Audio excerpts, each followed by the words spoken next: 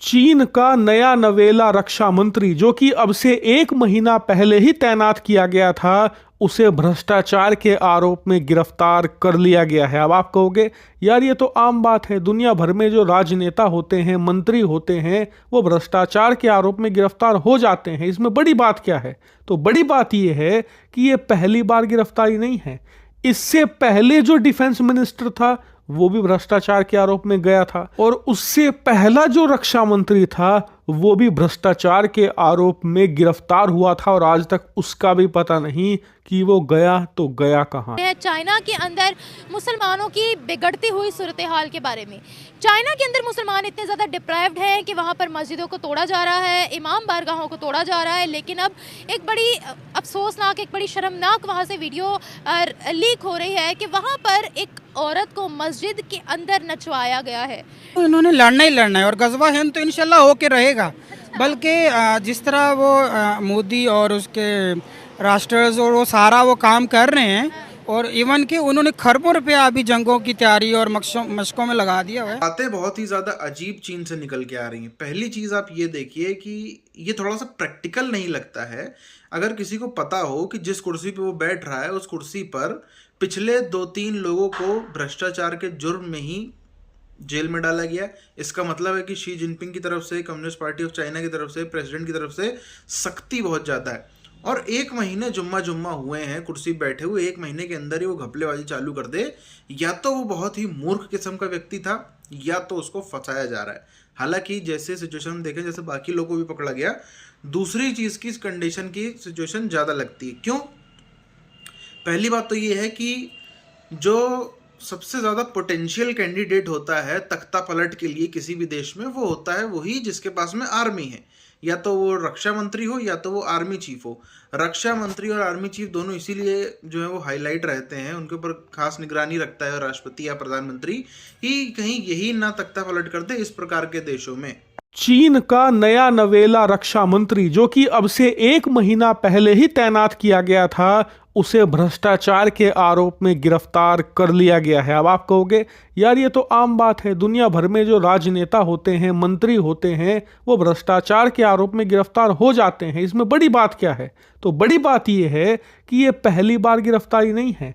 इससे पहले जो डिफेंस मिनिस्टर था वो भी भ्रष्टाचार के आरोप में गया था, और उससे पहला जो रक्षा मंत्री था वो भी भ्रष्टाचार के आरोप में गिरफ्तार हुआ था, और आज तक उसका भी पता नहीं कि वो गया तो गया कहां। अच्छा खासा कंट्रीब्यूशन हो, रुतबा हो, और उसने कुछ किया हो सेना के लिए, ऐसे व्यक्ति को ही रक्षा मंत्री का पद दिया जाता है। लेकिन लगातार तीसरे रक्षा मंत्री पर ऐसे आरोप लगना और फिर उनकी गिरफ्तारी होना बताता है कि चीन की कम्युनिस्ट पार्टी और चीन की सेना को भ्रष्टाचार की दीमक निगल चुकी है। यकीन मानिए इतिहास गवाह है, चाहे आप 10 साल पीछे चले जाइए, चाहे आप 100 साल का रिकॉर्ड उठाकर देख लीजिए, या फिर 1000 साल का भी आप किसी भी देश की किसी भी सेना का रिकॉर्ड उठाकर देख लीजिए गई, तो उसमें चाहे आप कितना भी पैसा डाल लीजिए, कितने भी एडवांस हथियार दे दीजिए, लेकिन ना तो उस देश की सेना को बचाया जा सकता है फिर, और ना ही उसे। और चीन के साथ इस समय यही हो रहा है। और आप में से कई लोग होंगे जिन्हें अब भी अंदाजा नहीं है कि ये कितना घातक है चीन के लिए। तो मैं आपको एक एग्जाम्पल दे दूं। इससे पहले वाला जो रक्षा मंत्री था ना, उसने पता है क्या किया था? उसके कार्यकाल में चीन की मिसाइलों के लिए फ्यूल खरीदा जाना था, यानी कि जो मिसाइल 2-3 साल के बाद जो फ्यूल का पैसा आता था वो खा जाते थे, और 15 साल से बस पानी बदल रहे थे फ्यूल की जगह। इस लेवल का भ्रष्टाचार है। अब आप सोचिए, अगर कल को चीन के साथ युद्ध हो जाए और चीन को मिसाइल फायर करनी हो तो मिसाइल कहां से चलेगी? क्योंकि मिसाइलों में फ्यूल की जगह पानी भर रखा है, वो तो जमीन पर ही फुस हो जाएंगी। इससे आप समझिए कि कितने घातक लेवल का भ्रष्टाचार चीन के कमांडर कर रहे थे। और आप देख लेना, जो ये नए वाला गिरफ्तार हुआ है ना कल, इसने भी कुछ ऐसा ही अनोखा कांड किया होगा। अभी पूछताछ जारी है। चाइना के अंदर मुसलमानों की बिगड़ती हुई सूरत हाल के बारे में। चाइना के अंदर मुसलमान इतने ज़्यादा डिप्राइव्ड हैं कि वहाँ पर मस्जिदों को तोड़ा जा रहा है, इमाम बारगाहों को तोड़ा जा रहा है। लेकिन अब एक बड़ी अफसोसनाक, एक बड़ी शर्मनाक वहाँ से वीडियो लीक हो रही है कि वहाँ पर एक औरत को मस्जिद के अंदर नचवाया गया है। डांस करवाया गया है, म्यूज़िक लगाकर मस्जिद के अंदर। वैसे तो चाइना ने लाखों की तादाद में मस्जिदें तोड़ी हैं, बार्स में भी कन्वर्ट किया और नाउजुबिल्ला बहुत सी मस्जिदों को टॉयलेट्स में भी बदला है, लेकिन अब उन्होंने अंदर ही डांस करवाया। इससे पहले सऊदी अरब में, हालांकि अरब लोग ये जो काम कर रहे हैं उनको ये मतलब उनकी ये उसमें फितरत में नहीं है कि वो इस तरह के काम करेंगे। सर, उन्होंने मस्जिदों में कुछ भी नहीं किया, मस्जिद के अंदर प्रॉपर शरीयत फॉलो हो रही है। वो इतने पागल लोग नहीं है, वो हमसे ज़्यादा इस्लाम जानते हैं। उन्होंने मस्जिदों के अंदर ऐसा कोई काम नहीं किया। लेकिन जो चाइना कर रहा है, चाइना क्या कर रहा है? हम तो बड़ा कहते हैं पाक चीन दोस्ती बेमिसाल। बस जी, पाक चीन दोस्ती ऐसे ही है, उनके अपने उसमें मतलब होते हैं और सिर्फ एक एजेंडे के थ्रू मुसलमानों को टारगेट किया जाता है कि आया कि मुसलमानों को तकलीफ पहुंचाई जाए, वो किसी सूरत में भी हो सकती है। अब आप जैसे बता रहे थे कि मस्जिद को गिरा के वहाँ टॉयलेट बनाना, तो ये मुसलमानों को तकलीफ देने वाली बात है ना। हाँ। सर, हम लोग बड़ा यहाँ पर, ये आपको पता है JPO चौक है, यहाँ जितने भी जलसे, किसी मजहबी पार्टी का भी जलसा होगा ना, हम हमेशा सुनते हैं हमने गजवा हिंद लड़नी है, हमने काफिर ख़त्म करने हैं, हमने ये करना है। तो इन्होंने लड़ना ही लड़ना है और गजवा हिंद तो इंशाल्लाह होके रहेगा। बल्कि जिस तरह वो मोदी और उसके राष्ट्रज और वो सारा वो काम कर रहे हैं, और इवन कि उन्होंने खरबों रुपया अभी जंगों की तैयारी और मशकों में लगा दिया हुआ है। तो पाकिस्तानी लोग तो सोए हुए हैं, इनको भी तैयार रहना चाहिए गजवा हिंद लड़ने के लिए। गजवा हिंद से पहले गजवा चाइना करे। गजवा चाइना तो वो तो फिर वो फोके नारे लगाने वाली बात होगी ना कि लो जी पाक चीन दोस्ती, पाक चीन दोस्ती। वो तो उल्टा अपना मतलब फ़ायदा निकालता है और साइड पे हो जाता है। हमें उसने दिया ही क्या है? ये जो अरबों खरबों के हम मकरूज हैं, पता नहीं 22 अरब के पता नहीं कितना ख्याल है कि उनके लिए आवाज़ नहीं उठा सकते लोग। जिधर इनको मतलब नजर आता है उधर शुरू हो जाते हैं, और जिधर से बोलते हैं यार ठीक है इधर तसल्लिया हो रही है। पैसे रुक जाएंगे। हाँ जी, असल बात ये है, पैसे रुक जाएंगे, फिर हम ये ना कहें कि हम मुस्लिम उम्मा का बड़ा दर्द लेकर घूमते हैं। बिल्कुल ऐसे ही है। हम अपना ड्रामा बंद करें ना फिर। ये देखें, मैं माजरत चाहूँगा मोहतरमा, बात इस तरह है कि मुसलमान वो जो है ना एक हों मुस्लिम, वो वाली बात जो है ना अब इनमें नज़र नहीं आ रही। उसकी वजह हर बंदा तो हराम पे लगा हुआ है, करना चाहिए। और हमारे खोखले नारे हैं ना। पंजाबी में कहते हैं सियाने कहते आपदे ढिड तो कपड़ा चकना थे आपदा ही नंगा होना।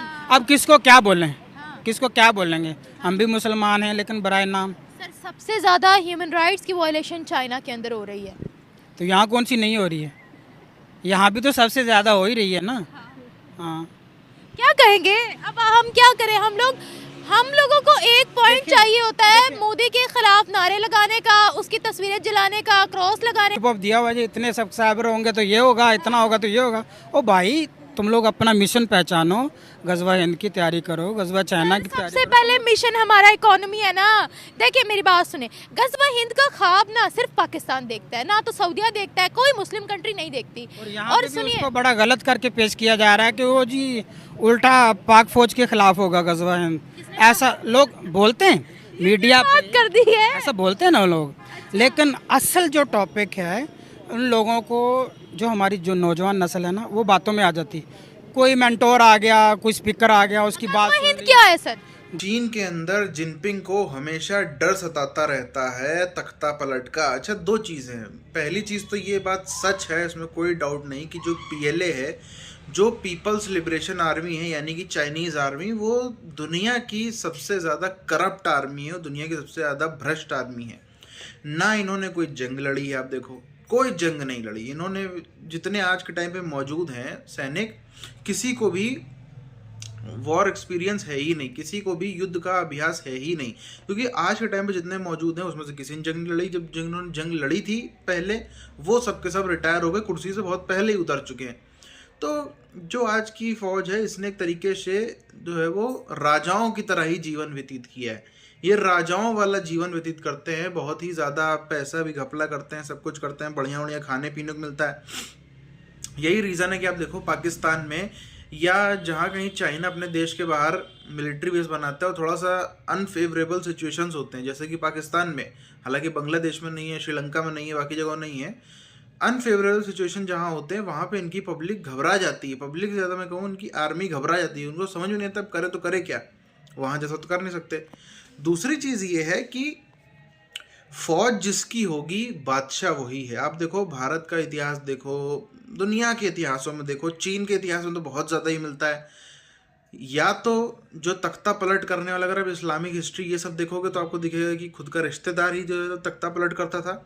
अन्यथा उसके अलावा भी आप देखोगे तो तख्ता पलट करने वाले या तो रिश्तेदार या तो सेनापति, इन दोनों में से ही सबसे ज़्यादा होते थे, क्योंकि जिसके पास में सेना उसके पास में तो पूरी पावर है ही, कुछ भी कर सकता है। ये रीज़न है जिसकी वजह से शी जिनपिंग को हर समय डर सताता रहता है। जब भी डर सताता है वो उठाकर, अब ये बात थोड़ी सी इम्प्रैक्टिकल लग रही है ना, कि कोई व्यक्ति आया, उसको पता है कि मेरे से पहले 2-3 लोग जो हैं इसी पोस्ट पे बैठे हुए, उनको भ्रष्टाचार के जुर्म में जेल में डाला गया, तो वो इतनी बदतमीजी तो नहीं करेगा कि 1 महीने के अंदर ही मार घपला चालू कर दे।